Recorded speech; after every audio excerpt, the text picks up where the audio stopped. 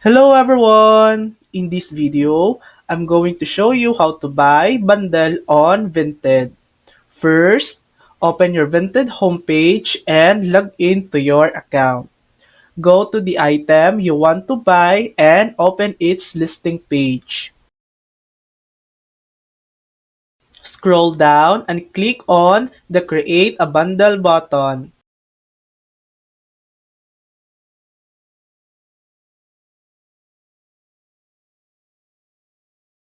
Now, start adding other items from the same seller that you're interested in.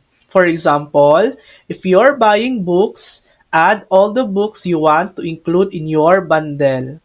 Once you've selected the items, click on Review Bundle. Here you'll see the total discount applied, how much you're saving per item, and the final bundle price. If you're satisfied, you can click buy now or make an offer to proceed. And that's it. That's how to buy bundle on Vinted. Thanks for watching. If this video helped you, please like and subscribe for more helpful tutorials.